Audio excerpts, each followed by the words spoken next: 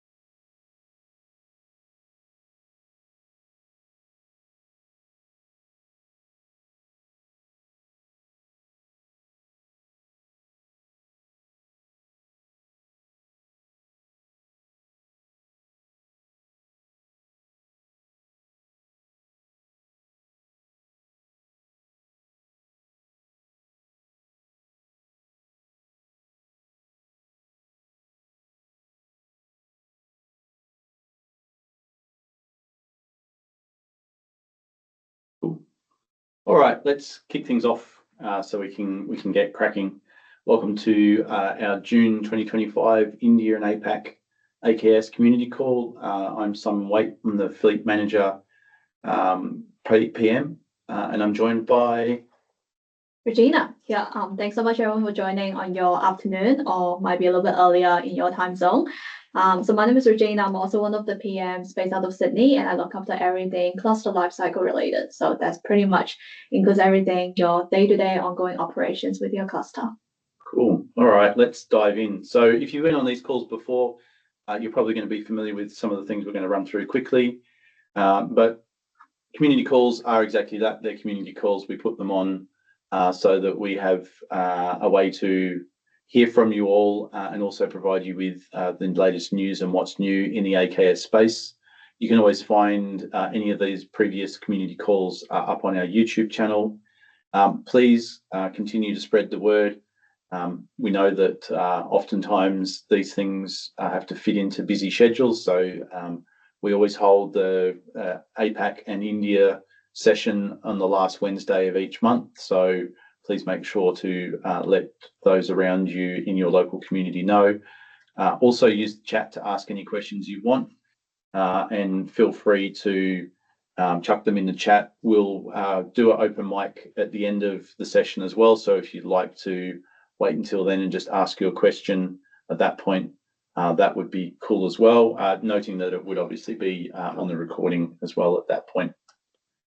So because it's a community session, we want to make sure that everyone's just aware that we want, particularly when we're on open mic, to be welcoming and respectful to everyone who's attending, and consider that anything that we might be sharing from a product roadmap perspective for AKS or Fleet Manager can be subject to change depending on a number of different factors. So don't be disappointed if you do get a key feature that you're waiting for as having an announced or planned launch date. It could be that might slip depending on a number of factors, but we try to do the best that we can to hit the commitments that we make.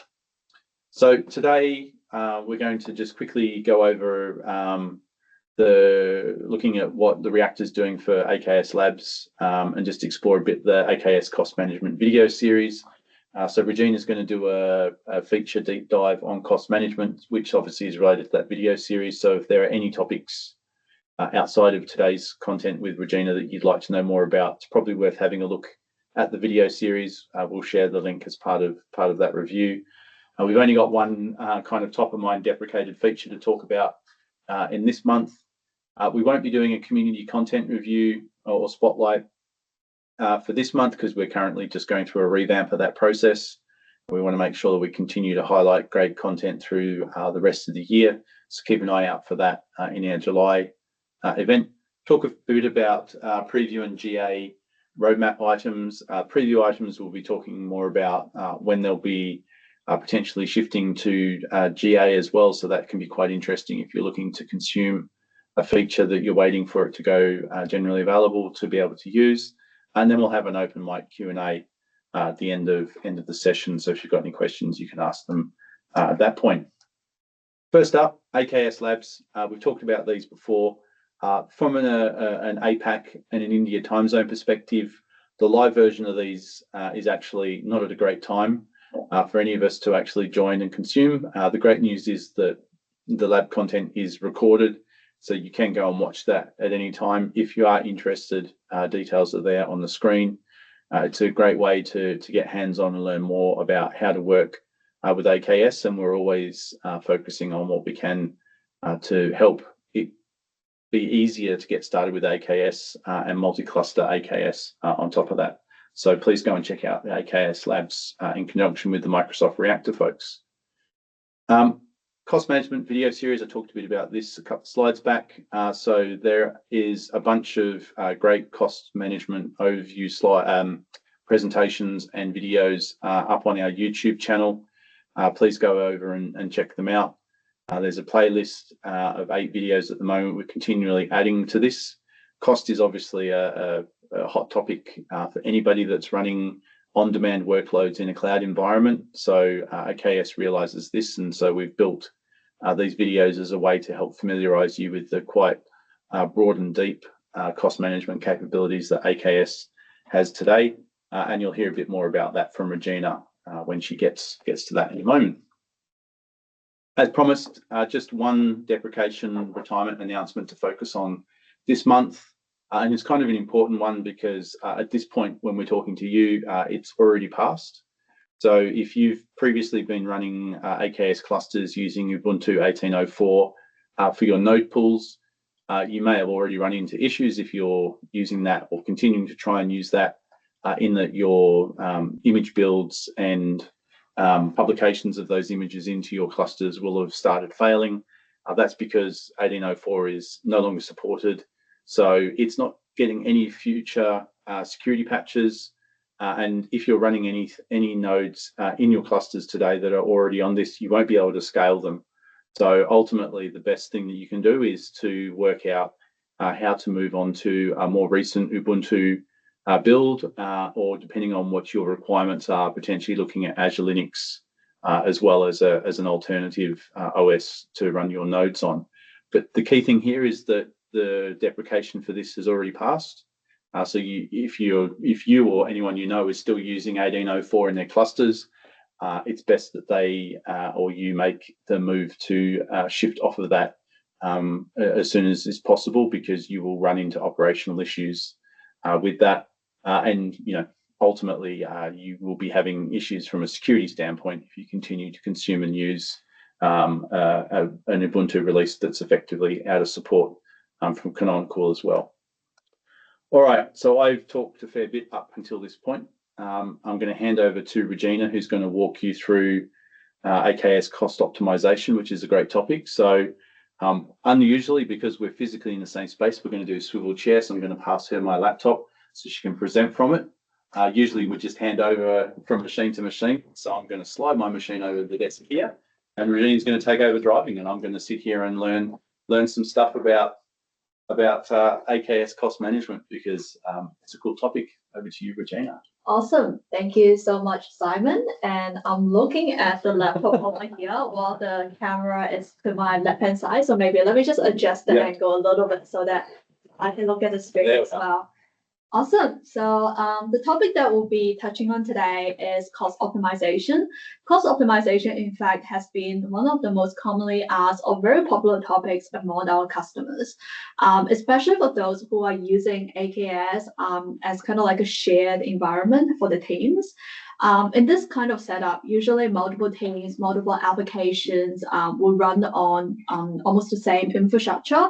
So it's quite important for your cluster admin or your platform operations team just to really understand or track who is spending what. Is it generating too much of a cost? How do we want to make sure that we put in the right guardrails so that it doesn't just burn off your budget?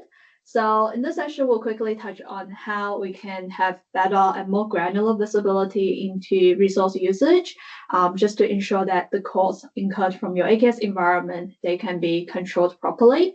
We'll take a look at how we want to monitor, allocate, and optimize your workloads, not just at the cluster level, but also on the namespace or workload level as well, which all plays in a part in managing the overall cloud spend effectively. So here is kind of like the overall agenda for today's overview. So we're going to start with some fundamentals, just to understand what really makes up your AKS cost. Then we'll dive into a demo around Azure Advisor, AKS cost analysis, and also Grafana as well, which is some of the latest announcements we shared and built, which I think was earlier last month in May. Lastly, we'll also touch on some of the best practices when it comes to scaling, because there's a couple different scalers in the context of AKS. Sometimes it can get confusing and it can be complex to make the right decision around which scaler that you want to use. So we'll take a look at some of the different options available in order to really not just understand your costing data, but also transform those costing data into real actions so that you can start bringing those optimization or financial benefits into your organization. So let's dive into it. Let's start by understanding what really makes up your AKS cost. So it's really made up of the three buckets that we are looking at here. The very first bucket is the AKS control plane calls, which includes a couple of different pricing tier. So whenever you try to create a new cluster on the portal or via CLI, you usually need to make the decision of which tier that you want to use. For example, if you're just using kind of like a cluster for dev tests or very small scale, which can be kind of, I think the limit is less than 10 nodes, you can probably start with the free tier. So the free tier is really good for just kind of like experimenting, learning about AKS or testing your applications, and you won't pay for any of the control plane costs. But you still pay for kind of like the core infrastructure, which is kind of like the compute or storage that are consumed by your applications, and any other attached services as well, such as monitoring and security, any other kind of like Azure services, which might integrate it into your broader Kubernetes environment. In addition to the free tier, we have got the standard tier, which is usually kind of like the standard service or go-to option for a lot of enterprises. So with the standard tier, there's usually kind of like a higher availability and reliability guarantee. So what that means is that it's really designed for enterprise-grade workloads. And here you'll be paying roughly 10 cents per cluster per hour. And this is in USD as well as any of the core infrastructure or attached services as part of your Kubernetes setup. With the standard tier, there's usually kind of like a uptime SLA or like a financially backed uptime. So it comes in within this tier. The very last tier that we have got available is the premium tier. So with the premium tier, essentially, obviously you get everything included in the standard tier, but additional thing on top that you get is the long-term support. So let's just say if you're using kind of like an older version for commands, or older kind of Kubernetes version, you actually need to be on the premium tier in order to get that continuous support for kind of like a long term. So this would be 60 cents that you're paying per cluster per hour. So we talked a little bit about kind of like the control plane calls. So the second bucket that comes into the picture here is what we call as the core infrastructure, which can be broken into the compute resources, such as which VM SKU that you'll be selecting. You can select a more kind of like compute heavy or more memory optimized SKU, or like a CPU or like a GPU intensive SKU. So you usually make the decision around that for your node pool. We have also got network resources, which includes load balancer, IP addresses, IP bandwidth as well, and also storage. And finally, we have also got the attached services. So this come in as kind of like the AKS add-on or extensions, which can also incur their own fees as well. So for example, if you're ingesting your log into Azure Monitor for continuous monitoring, or just kind of like have better visibility into utilization, you'll probably be paying kind of like data ingestion fee for Azure Monitor as well. So kind of like when you plan for the cost of your AKS, as you can see on the slide here, it's not just the control plane, it's not just the core infrastructure.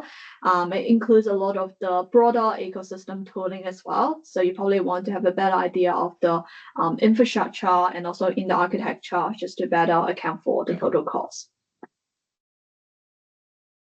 If you're already running kind of AKS today and you have already got applications running in that environment, you can actually make a start by leveraging kind of like cost recommendations to understand optimization opportunities. So the AKS cost recommendations are out of the box. They are available in the Azure Advisor section on your Azure portal. And the recommendations that you get from Azure Advisor are aligned with our kind of like cost control principles and best practices. And the recommendations that you see are actually tailored and customized to your specific cluster configuration. So what that means is that you can actually understand which cluster is underutilized, and you can probably switch to a cheaper or to a smaller SKU. In our initial kind of like 4 workloads, we have actually targeted a couple of different kind of like options here. They are workload right sizing, allocation, auto scaling with specifically CAS and also skill selection as well. So if there are any workloads, right, within your environment that can handle kind of like disruption, there are a couple of different kind of like cheaper options, such as spot nodes that you can consider as kind of like alternative compute that you can switch to. So you might be wondering, why do you need to worry about cost monitoring and control? So there are actually a couple of different reasons that are top of mind for organizations when it comes to kind of like having this end-to-end visibility or monitoring setup. So you probably want to understand your team's spending behavior. If your team is generating X amount of cost, where does it usually come from? You probably want a way to have visibility and to control it. You want to evaluate whether they're operating within the budget. So you can set caps and you can set alerts to ensure that your teams do not go beyond a certain threshold. You can analyze any historical trends to identify any cyclic patterns during any peak or peak seasons, and also cost anomalies as well.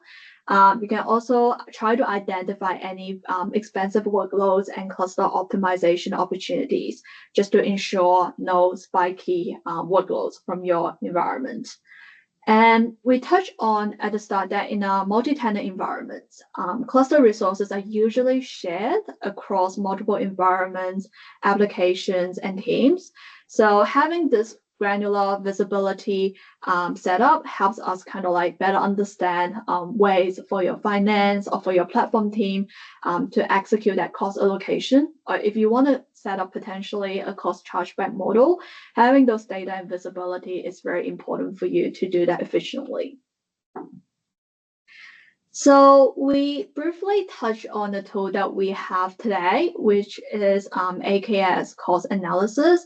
So this particular tool has been in GA for quite some time now, and this is an Azure native cost allocation experience where you can see your cluster infrastructure costs broken down by namespace views, as well as by Azure assets as well, which I'll show you in a second in the demo coming up next.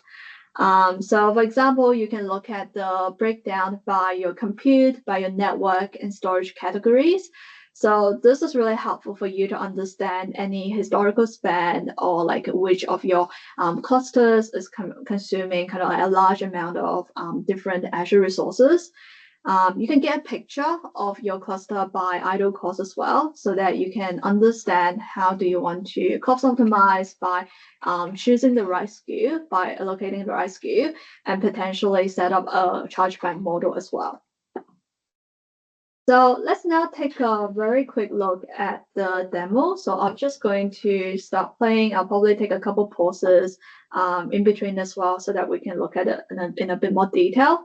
So right now where I'm at is on kind of like the Azure portal, and I am kind of like inside one of my kind of like subscriptions, and this is the landing page of my subscription. So you can see as part of the overview page, I can see there's already kind of like a view in terms of my actual spending versus the forecasted spending over the rest of the month. So you can see kind of like we have got like a diagram over here just to look at kind of like my actual spending across all the resources in my subscription. So where I'm going to go into next is that I'm going to go into cost analysis. And then under cost analysis, there's actually a breakdown of costing by resource. So you can see there's a couple of different options available, whether you can look at by resource group, resources, and there's actually a dedicated section for Kubernetes cluster. So this is really good. So you can actually go into this Kubernetes specific view. So this is where we talked about, this is essentially the AKS cost analysis feature. And then once you go into the AKS cost analysis, you can see you are welcomed into an immediate kind of like overview of your cluster cost in your subscription and over a period of time as well. So kind of like the different color kind of like components here essentially represent different clusters in my subscription. Obviously, you can change the time spent as well. So right now I'm just looking at May, but you can obviously customize the time spent based on your requirements. So now you can see kind of like there's a breakdown of different cluster. And then if you expand on a particular cluster, you can see kind of like the breakdown of different resources that are running inside your cluster. So for example, you can look at the cost incurred by your VM scale set, which is your node pool. You can look at the cost incurred by your load balancer, net gateway as well. So basically what really makes up the total cost of your cluster. And as part of the same view here, towards the right-hand side of the table here, you can actually look at kind of like a breakdown of how much of that cost is idle versus how much of that cost is being used and how much of that is related by system-related processes for you to have a better idea in terms of their consumption and utilization so far. Yeah, so that is use, and then that one is system. And then if you add those three up, it should kind of like take you to the total cost of the cluster. And if you go inside kind of like the cluster, just wait for this. So there's an option if you kind of like go inside that particular cluster. So what this gives you now is essentially a further breakdown of the cost by namespace. So this is essentially that namespace specific views. And now you can actually see kind of like a slightly different breakdown on the right-hand side here is that this is broken down by compute, networking, and storage as well by each of your namespace. So you can see I can also look at kind of like system charges as well and service charges by AKS. So this gives you kind of like a different perspective on kind of like how this cost made up and how you want to potentially allocate this shared cost. So right now, I'm actually going to go back to the cluster view. One more thing that I wanted to quickly show you, sorry, that was a little bit fast, is that if you go back to the same cluster view and then click on the three dots, there's actually a different option for you to view the cost based on Kubernetes assets. So we define Kubernetes assets here as essentially kind of like based on different categorical grouping. So you can see we have got grouping based on compute, grouping based on kind of like networking services as well. So if you want to, let's just say, kind of like holistically look at all the compute costs coming from your node pools, whether they're system node pools or whether they're user node pools, you can actually do it here. So for example, if we look at kind of like the compute cost here, the one that is generating the most cost is one of the system node pool. And you can also look at kind of like the size being chosen, which is, I think, D4 PDS V5. You can see we have actually got a lot of costs being in idle versus use. So this potentially presents an opportunity for optimization. So you can probably potentially downsize this system node pool to a relatively smaller SKU just to kind of like better control the cost or use kind of like a more efficient SKU. Yeah, so you can scroll all the way to the bottom and you can see kind of like some very small, I've also got spot node pools here as well using D2 series. So that is not really generating any cost for me, less than 1 cent. So very, very small.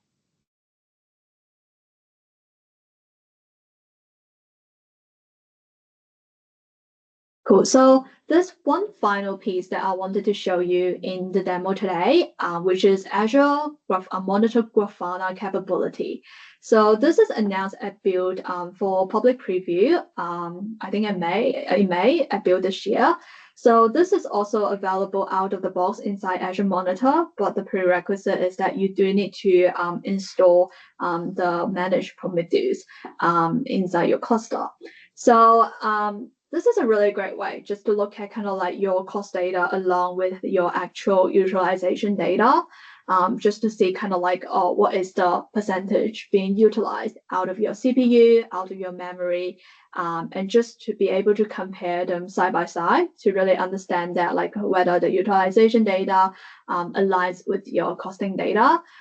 Just to understand kind of like, yeah, whether there are any opportunities for you to choose a more appropriate or choose a better SKU that can respond to your requirements, but at the same time to control costs as well. Just to quickly answer Patrick's Patrick's question, yes, the recording will be available afterwards. So you'll be able to see either the North American US time zone one or the India APAC one. So yeah, you'll be able to catch up on this afterwards. Go to the YouTube channel for AKS and look for community calls and you'll find it there.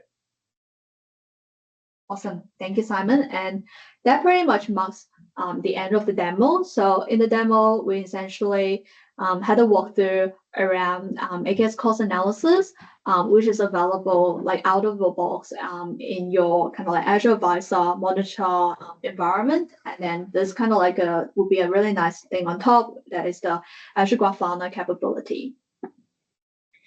So the very last section, kind of like in the walkthrough today, is that I would like to take you through a couple different optimization strategies.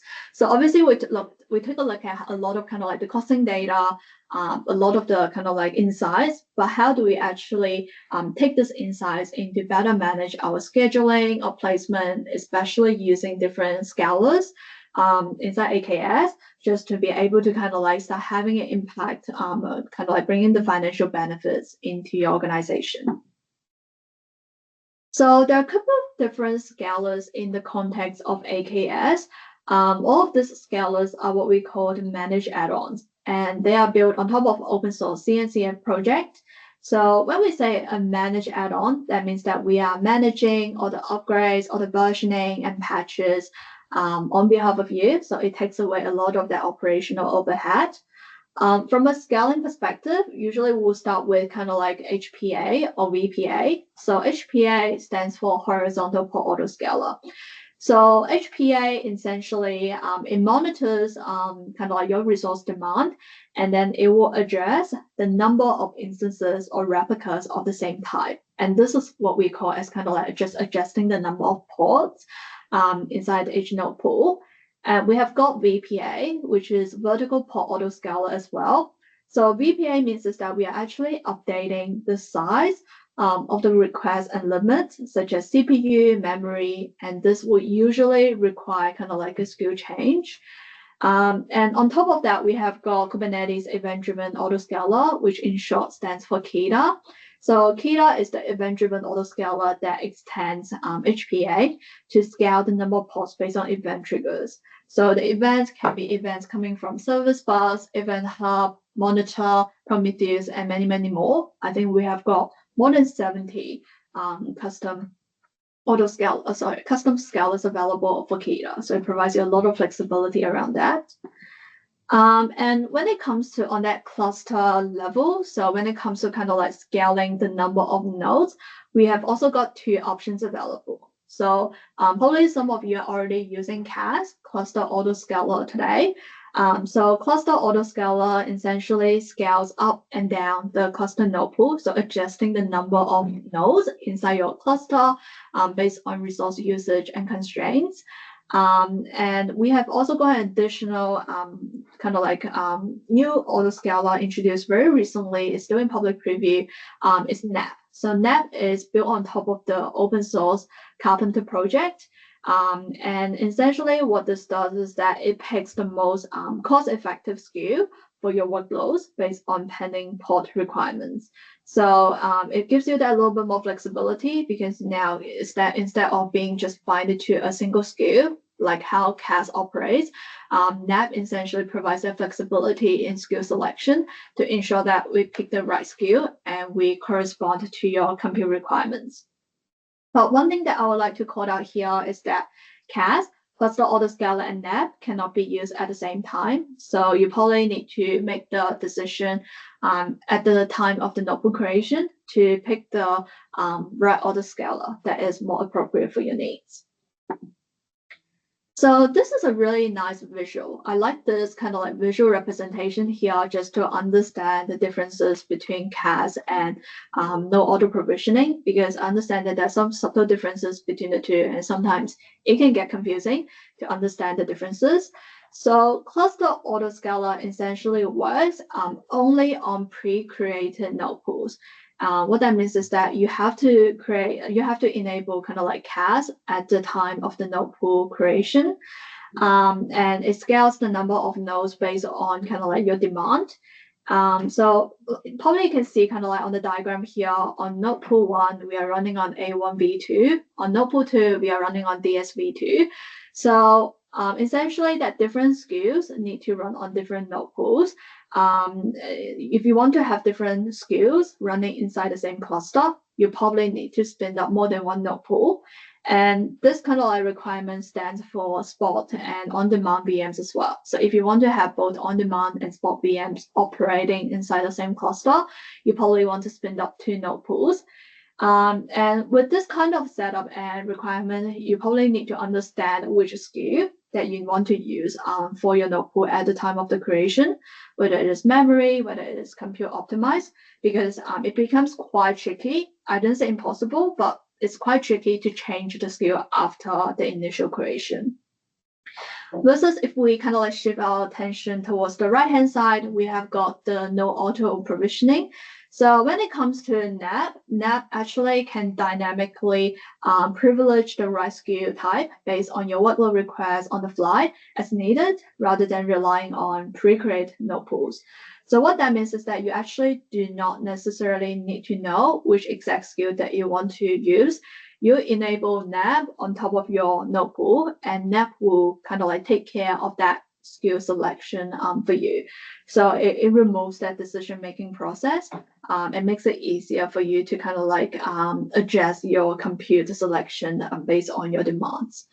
Another key difference to call out here is that how they consolidate. So CAS, it will scale down the node pool when it is underutilized, versus NAP, it can actually consolidate. So what I mean by consolidating is that you can actually kind of like, let's just say, bring multiple nodes into a single node, and then the single node can actually run on a different SKU.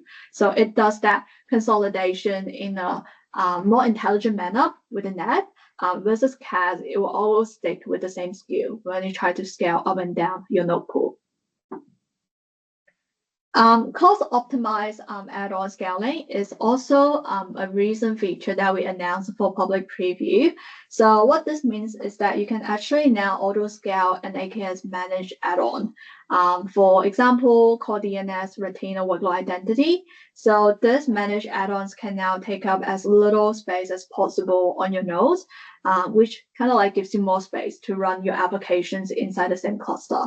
So how this works is essentially that you can override the default resource request values inside your cluster, and then to leverage scaling and right size.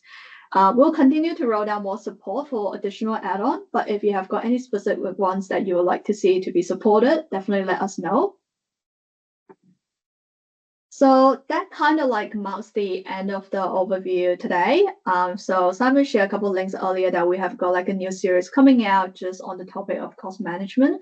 So definitely check it out. We are updating the content very frequently on our community channel on YouTube. So there will be a lot of goodness coming up. So hopefully today will be a nice introduction to the cost management best practices. If you'd like to understand a bit more or like deep dive into additional kind of like more in-depth practices, feel free to check out the channel. So hopefully there will be some good ones in there. Awesome. So cool. That's everything from me. I'll probably pass it back to Simon. That was awesome. Thanks, Regina. I learned quite a bit there about AKS cost optimization and out of the box capabilities that we offer in AKS. So that's awesome. I will pitch that Fleet also has maybe not cost optimization, but cost management capabilities built into our multi-cluster resource placement capability. If you're interested in that, make sure you hit me up and I can walk you through that. The session that was done at Build off the back of a lot of this content included some of that content as well. So if you go and have a look for Sean McKenna and KCU's session from Build 2025, you'll find more goodness on running your workloads cost effectively using AKS, which is always important. All right, let's get into a few updates on roadmap items. And as always, as I said at the top of the call, some of these are subject to change. Obviously, if something's already GA or it's soon to GA, hopefully it's not going to change, but things that are in preview that are going to ship to GA soon, sometimes some things do slip. So without further ado, let's hop into it. So let's first of all talk about things that are generally available. API server VNet integration. So people have been pushing for this one for a while. It's been in preview for a while. It is rolling out as we speak. It's a phased rollout and will only be available on more recent virtual machine SKUs.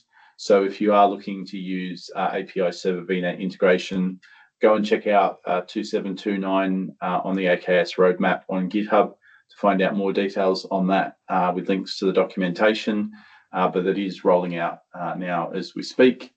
AKS private egress. So this is about joining or having a completely network isolated cluster. So it's completely isolated. There's no access to any Azure endpoints.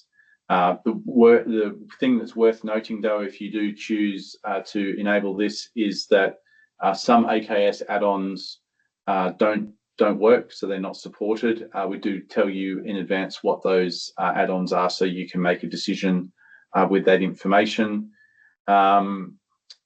Because some of those add-ons need access to Azure endpoints. So the obvious one here is if you want to use workload identity enabled with Entra ID, then those sorts of scenarios are not possible with a completely isolated AKS cluster, because obviously Entra ID as a SaaS service needs to be accessible to any client that's going to use that information. But if you want to take a look at that because you need a completely isolated cluster, please go and check out 3319 on the AKS roadmap on GitHub. Updates of clusters oftentimes have problems if there is not enough capacity or other issues in certain nodes within your cluster when you're doing upgrades. We've introduced a new GA. It's a feature that's now GA, where we actually cordon nodes that are blocked for upgrades for whatever reason. We just continue proceeding with the update. Even if you've reached your max on the number of surge nodes that you've allowed for the purpose of upgrades, the upgrade will actually still continue, because we often see upgrade failures due to either capacity or configuration issues. With this change now, hopefully you'll see a more successful set of updates across your set of clusters. Portal deployment recommendations based on capacity. So we now have quite a good set of in-portal recommendations. I don't have the screenshot for this, but it's pretty good when you are spinning up clusters or making modifications to clusters to actually tell you what you should be looking out for based on the capacity in the regions that you're running your clusters in. So if you do find that you're in a region with capacity constraints, or you're running in a subscription that might have certain quota limitations in place, definitely go and check that one out. So the GitHub number for that is 4938. That's now available in the portal to go and have a play with. And then the last one, everyone loves AI. So the Microsoft Copilot for Azure is GA, and that has some specific support now for AKS clusters, and there is also some Fleet Manager content in there as well. So if you're looking for ways to improve how you work with the resources that we offer, check out Copilot, and it's right up there in the top navigation inside of the Azure portal. It's pretty hard to miss with that nice multicolor icon that it's got in there. So that was GA items. Public preview. So deployment safeguards, it's been in the works for a while. We're now at the point where this has been in preview for a little while. We're hoping to have this move to GA sometime in July. This one is good because it provides you with kind of a baseline set of recommendations for your cluster based on best practices and kind of the general knowledge that AKS has built up over the years of running workloads. So with this capability, you can have more confidence that when you're configuring your applications for deployments into Kubernetes, that you'll be following best practices. We hope that this will be GA coming out in July. NAP. So everyone's waiting for NAP to go GA. I think it's one of the number one questions that we get across the whole team is, can you tell me when NAP is going to be GA? The good news is that it's not far off. We're hoping, again, that we'll see that in July. So, yep, as Luke said on the chat, so we're hoping to see that one will shift to GA in July. Check out 2442 on GitHub if you want to find out exactly when that ships to GA, because that'll be the place that'll be updated. I'm sure given the interest in this, it'll also appear on Azure Updates and pretty much every other AKS owned channel that's out there, because everyone has been waiting for that one to GA for a while. But I think we're pretty close on that one now. Kaito, which is the AI Kubernetes AI toolchain operator. That's an open source product or open source project that you can go and deploy into any Kubernetes cluster that you've got running, regardless of whether it's AKS or not. We're making it easier for you to deploy that into AKS by offering it as an add-on. Again, we're hoping to see that one shipped and available in GA in July as well. So lots of work coming out in the next little while. VM node pools. This one kind of goes hand in hand with Node Auto Provisioner because now we need to be able to spin up nodes that don't necessarily sit inside of a VM scale set. Virtual machine node pools will also be available in July as well as a GA solution. So basically, even if you don't use NAP, this will give you the ability to create node pools with multiple virtual machine types in the same node pool. So that's a key feature which can hopefully help you to operate your AKS clusters in a more efficient fashion going forward. And we hope to see that one ship in July as well. The Windows exporter. So if you're running Windows containers in your clusters, the Windows exporter will actually enable you to export metrics off of the Windows instances that are running inside of those containers and make them available to Prometheus.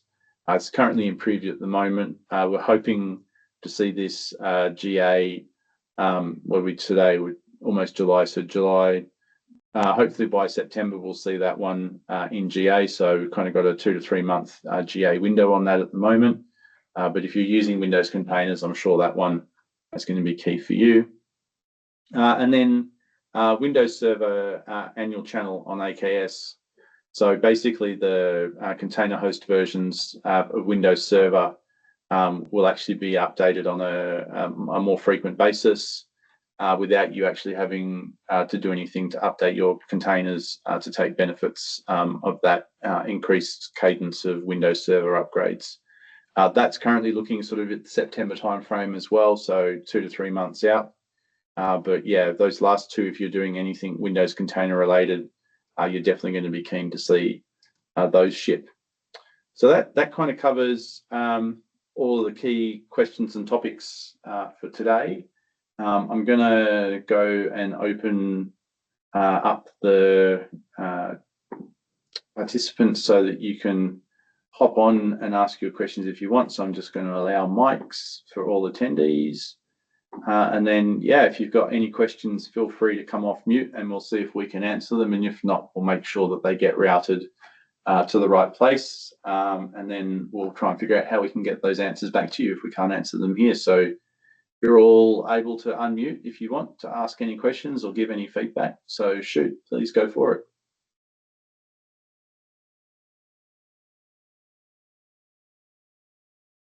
I mean, we also welcome compliments and positive feedback because, you know, we did a great job there. I'm sure you'll all agree, right? 100%. I'm not sure whether. Yeah, 100%. Yeah.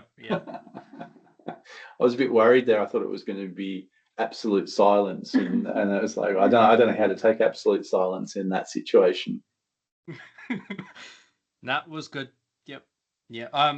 I personally love the work that's happening in the Kaito space. It's made it so much easier to deploy it into the environment than the first time I played around with it, which was about a year ago. So lots changed in that space. So yeah, love it. And yeah, AKS, from my perspective, I'm learning more about it as every time I touch it. So yeah, maybe it's not as scary as I thought it was originally, which is always a good thing. But I think the enhancements that Microsoft are making in the space are helping a lot as well of getting new people onto the platform. So, and AKS is supported in New Zealand North, but Container Apps isn't. So it's a win for you guys. So We love Container Apps as well. They're our best buddies. So I'm sure they feel the pressure to ship Container Apps in New Zealand North as well. Yeah. Due course.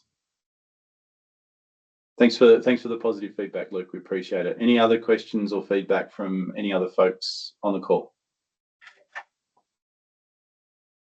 I will also drop the summary of the short links that we discussed today. If you want like a quick reference or go back to any of the. Please do, because I think once we drop the call, I think folks on the call lose access to the chat. So let's do that before we wrap up, so that everyone gets the goodness and can follow up on those links. Is there any topics before we hang up? Maybe is there any topics that we haven't talked about in the last few of these that you would like to see us talk about? You can either come off mute and tell us, or you can just type it in the chat, and then we can take that away and make sure that we bring that back on a future call, because it's all about stuff that's valuable for you to hear about and learn about. So yeah, please feel free to let us know.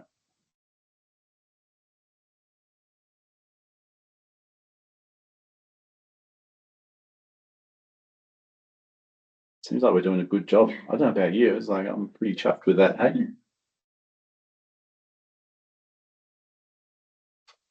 All right. Either someone's typing really madly. I can't see any bouncing dots inside the team, so I don't think so. Look, folks, what we'll do is we'll give you 7 minutes of your afternoon or your morning back. Really appreciate you making the effort to stick around with us today during this community call. We will see you again in July, so keep an eye out for the announcement for that via LinkedIn. You can always get to it through the community calls short link that's shared in the chat there by Regina. But we appreciate you all showing up, and we will see you again in July. But all the best for now. Thanks so much, everyone. Enjoy the rest of your day. Bye, Regina. Bye. Bye.